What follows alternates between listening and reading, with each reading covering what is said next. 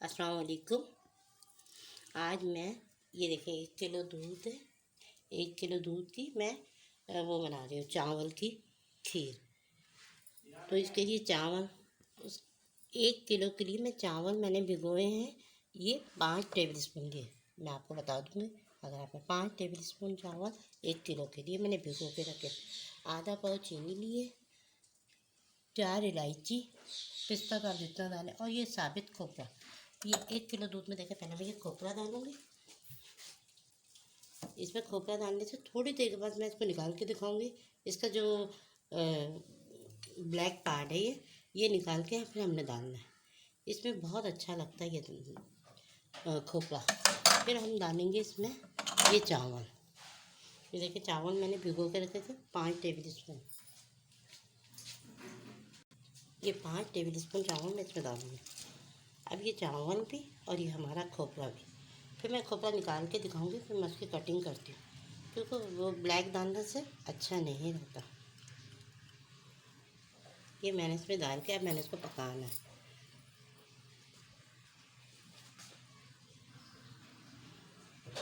अब ये चावल भी थोड़े होंगे,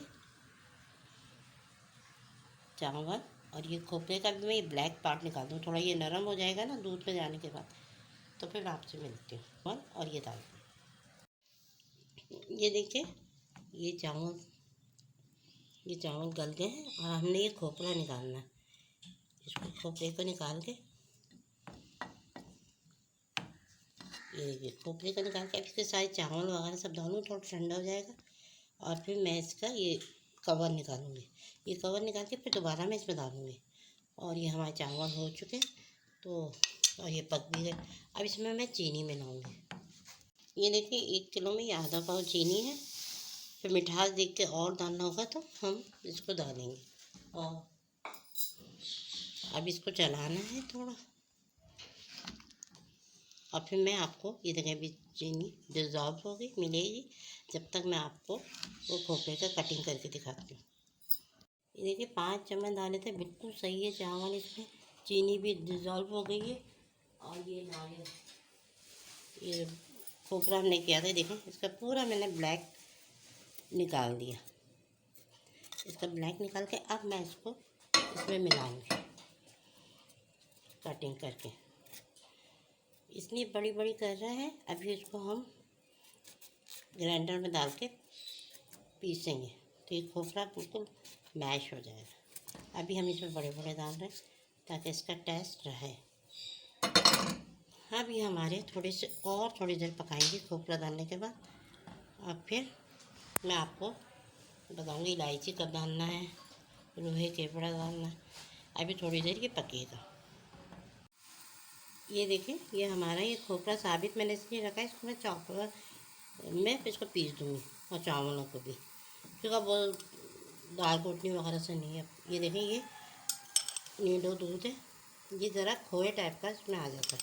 ये 3 टेबल स्पून मैंने डाल दिया। इस वक्त डालने से थोड़ा मिठास भी होती है, इसलिए मैंने आधा पाव वो डाला था। अब इसको मिक्स करेंगे हम। अगर आपके पास नहीं है तो आप नहीं डालें, ये थोड़ा खोया का काम करता है। ये देखिए ये मैंने इसमें मिला दिया। अब सिर्फ 2 मिनट पकाऊंगी मैं और मैं आपको पीस के दिखाऊंगी। अब इसमें हमने वो डालना है। जी देखिए पहले मैंने खोपरा डाला है, और ये थोड़े से चावल लूँगी मैं और इसको ज़्यादा पीसेंगे और चावलों को सिर्फ एक मरतबा।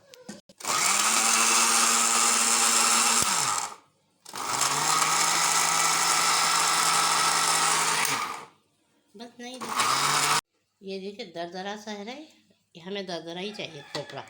ये हमने कर लिया। अब इसमें हम बकिया डालेंगे और पीसेंगे। बकिया चावल वगैरह सब डाल दिया एक मरतबा। और ये सब्ज़ इलायची जो होती है हरी वाली, ये थोड़ा डाल दिया ताकि ये भी और पिस जाए।